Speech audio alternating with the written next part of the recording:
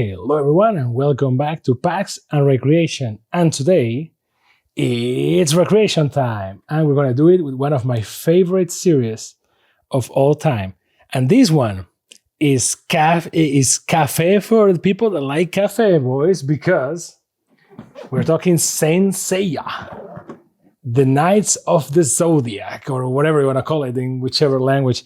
But likely, if you know what I'm talking about, you are either from Spain, from France, from Latin America, or Japan, because this series is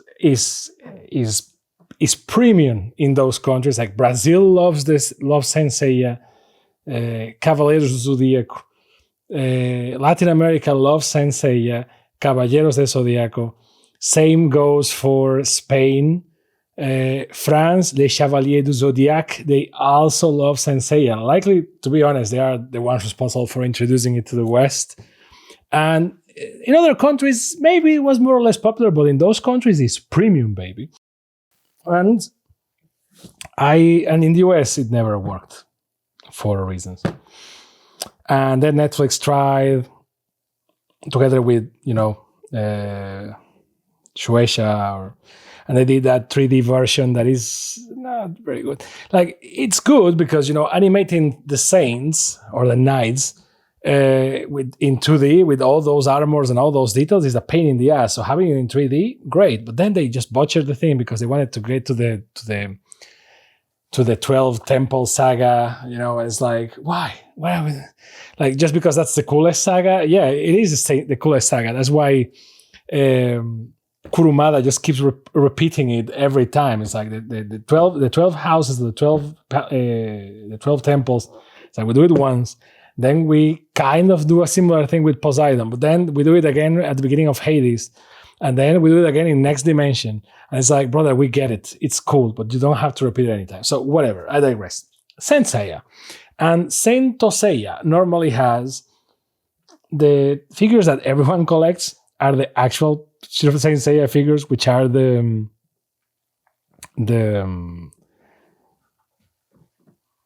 EX figures, the metal figures, the myth cloth EX figures. That's the name. I was just looking at them and thinking, well, as you can imagine, I have a collection of those. Maybe one day I will either show you that, or I will just show you the Bat Cave and show you like stuff. And those myth cloth figures, which we can put one on the screen, I guess, are basically like a mix between like a Gundam and a Barbie doll and whatnot, and they have evolved across time, but basically they have a metal armor, metal pieces, like literal metal, that you put into your knight, your saint, and well, you can pose him or play with him, depending on how which time in your life you got to it, right? And it's lovely, and I love it, but they are not very, depending on the generation, they're not very aesthetic. So I was very surprised when Bandai and Tamashii Nations and all that announced the Figuarts Zero Touch Metallique, which is like, well, these are actual figures for Saint Seiya, which is great because, as you know, Saint Seiya is getting crazy popular in China, and they are coming with all sorts of figures, like that company Blokis, I don't know how it's pronounced, which I can't find those products anywhere, and I really want those products. So if anyone from Blokis is watching, please contact me. I want to review that. It's not really a review. I want those. I just can't find them. So just get me a contact. I will pay for the figures. I want them. But basically, Bandai released these ones. So the Figuarts is one of the best lines for figures ever. And, Zero Touch Metallique. And it's like, it's a literal Saint Seiya figure, And it would touch metallic, which means like, whoo, metal touch for the figures? That's crazy, right? And you can, I'm giving you somewhat of an intro, which if you know, you know. But if you don't know, bear with me. This intro is relevant for a reason. Figuarts Zero Touch Metallique or Metallique, and people were like, oh, that's crazy. It's like an actual Saint Seiya figure instead of like the myth cloth, which I love myth cloth, but it is what it is. It's like Saint Seiya is depicted in a Sagittarius Seiya, which, if you know what I'm talking about, like Seiya is the main protagonist, and he's like, it has the Pegasus constellation, but then from time to time he wears the Sagittarius cloth, which, I mean, if you know what I'm talking about, you should totally watch Saint Seiya. Saint Seiya is great. It's old, but it's great. The anime, the manga, I love Kurumada, but the art style is a tough pill for a lot of people. So Sagittarius Seiya is depicted in a dynamic pose as he prepares to fire an arrow. Parts of the cloth are made with plated parts, recreating the dynamic movement of the cloth with a modeling unique to fixed figures. The base is made of clear parts, allowing you to feel the world of Saint Seiya, which, sure, why not? So, mind you that in the figure, you kind of can tell. If you look at this picture, look at that picture, boy, you kind of can tell, but you have the red herring here. Parts of the cloth are made with plated parts. But now, here in the box, what it says, what is Figuarts Zero Touch Metallique or Metallic? A hybrid coloring of plated paint and regular paint gives it a metallic feel finish, a new statue line that recreates the dynamism of each character with outstanding sculpting techniques. In French, touche or touche means texture, and metallic or metallique means metal. The meaning behind this is to express the texture of metal through the shape and coloring. Also, they put the name in French because they know that Saint Seiya is hot shit in France. So, to a point that the current manga comic thing that is being done in the West from Saint Seiya is being done by two French guys, which, Jérôme, I can't remember the name. But I digress. So it's a very good. They released 3 volumes so far. It's 5, and I'm looking towards it. And I can't imagine the honor of being able to draw Saint Seiya. But I digress. If you want a video about Saint Seiya, let me know, and we can make a podcast out of it because I live for this shit. But now let's open this figure. Now I gave you all that preamble of what is Saint Seiya because I really want to spread the word of the Lord, but also about the figure and the Touche Metallique. Because the Touche Metallique, because I want you to understand that yes, reading the box explains the box. Reading the box, you kind of get an idea of what you're gonna get, but you are really only gonna understand it when you see it in person. And why is this a big deal? So you have instructions, which I didn't think we were gonna need, but here we are. And you even get a card for Sagittarius Seiya, which they also announced one for Gemini Saga. So Figuarts Zero Touch Metallique model Sagittarius Seiya, produced by the Machination. It's not a plastic, well, it's like a hard cardboard thing. It's badly cut, as you can see, which is a shame. But it's like your authenticity, more or less thing. It doesn't have like a serial number. And the instructions, which are nothing too crazy, but, might as well just look at them. So let's see what we have. It's a multi-layer sandwich. God damn. Let me just turn this so you can see it properly. It's a multi-layer sandwich. As a fan of Saint Seiya, I can express enough. I know that you hate these noises. This is the opposite of the relaxing, and I know.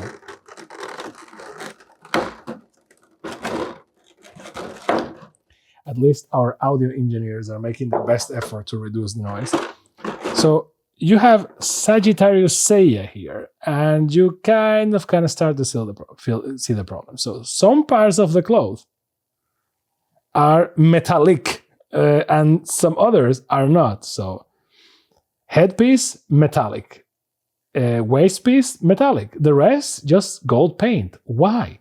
And technically it's to illustrate like some dynamism, as they say in the box, but like, why? Just make it entirely gold-plated. If you buy a Myth Cloth EX, it's all metallic touch. Why would you do this for this figure? And mind you, the people were very triggered, and the arrow, which is very cool, people were very triggered about this figure because in all the marketing materials, it looked like all of the figure was metallic. Which, to be fair, is what we expect, because if you look at the Myth Cloth figures, they are basically metallic pieces. They are literal metal pieces. It's not like plastic painted as metal. It's literal metal.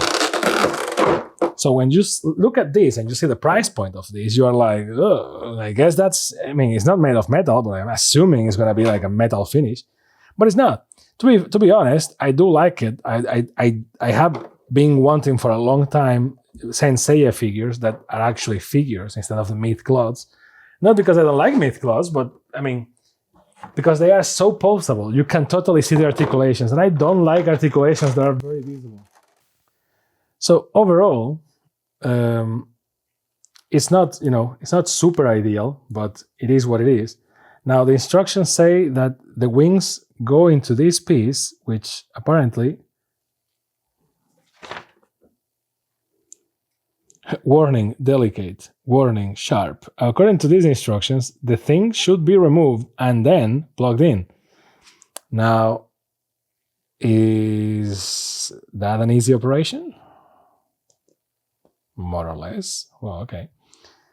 Now, we need to put the wings, which are metallic, and to be honest, well, metallic. They are not made of metal, okay? They are metallic. They look metallic. They are delicate. I just felt one puncture in my gloves, and I think that the gloves were going to win that exchange. So they are delicate wings, which is ironic because, they are supposed to be a cloth, which is a very hard thing, and they are molded like metal and all that. Okay, I digress. And it's the usual, right? They're going to do Seiya and then Saga and then likely Shaka, and that's it. We're not going to have all the gold saints or anything. But a girl can only dream. When they did the marketing for this figure, in all the promotional materials, it looked like everything was metal. So it looked very cool. And then when people started to unbox it, because this is an old figure. I had it for a long time to open it in the channel, but it's an old figure. People were very triggered because it's not consistent. Now, looking at it in person, it doesn't, I guess they tried to do it like this, maybe because it's cheaper for them, which I understand. I think that's like reason number one. But I believe they tried to do it like this so that the entire figure is not like a Christmas tree and not everything is shiny metal, little, like bling bling and blinds you in if you you hit it with a flashlight. But so I guess if that's the intention, it's not that bad. It kind of looks dynamic and it doesn't look that bad, but it's true that this gold is not the same as this gold and it looks very premium. I would like to see the entire figure with the metallic tones to see if that will be the case, if it really looks like a Christmas tree. If that's the case, then yeah, I will be the first one to be like, okay, you know what? Just keep it the way it is. Now, they know they screwed up because, yes, the box says that it's like, 2 tones of color and whatnot. But they know they did shit because the next figure, the Saga figure, which I hope one day we'll open in this channel, yeah, that one from the beginning, the marketing materials show the figure has 2 tones of metal, so it is what it is. Now, to assemble this is a delicate thing. Let me see if I can do it with my hands floating. Normally this should be done like against the table, but we are doing this for the content. So let's see. So this kind of goes here, but it doesn't click. I get very nervous because the wings are very flimsy. Like the wings are flimsier than you can ever imagine. It's not that they are flimsy like wibbly wobbly, but they do feel like if you sneeze with them on your hands, you could break them. Ironically, I think the wings are the thing that are going to hold the figure in place. So let's see. Oh, that didn't sound very nice, but okay. Let me see if I can force the machine a little bit. 1 second. Just bring the microphone down. The Saint Seiya, I mean, I was like, I'm not going to turn this episode into a podcast about Saint Seiya, but it's unavoidable. Saint Seiya is a series that was started before Dragon Ball, and it was described as a great anime for a mediocre manga. And I remember reading that and thinking, how dare they? And then, I went back to my Saint Seiya manga and I was like, okay, I get it. Like, the art is not crazy, but it works, I guess. And then the plot points are what they are. Like, I like Kurumada, but with time, I don't like him that much, which I know it sounds weird, but like, trust me, the this thing needs to go under the finger, apparently. So this one goes there, and this one goes, note the direction. Well, that is not under the finger. Oh, it's on the other side. Okay, thank you for the note the direction. So I need to remove it. Oops. It opens from both sides. Now that is some crazy shit. Okay, let me just remove the point, I guess. And let's move this. Let's put this way. It's funny how for a figure that is not made of expensive materials, the whole thing just feels very flimsy. And this is like $100-something bucks figure, you know, like. Now there you go, Sagittarius Seiya. Now, I'm gonna be honest, you wanna see the spinning as we speak. But yes, I understand the drama about the two colors, and I get it. I think that if the reason was to not make it completely shiny metallic, I think I get it. But I am digging this shit, not gonna lie. This figure just looks dynamic as hell. I love it. And I wish they could do more than just Sagittarius Seiya, but it is what it is. I'm going to see the beautiful thing spinning as I do some magic tricks here on the back for you to see it in better detail, in person, in 3D.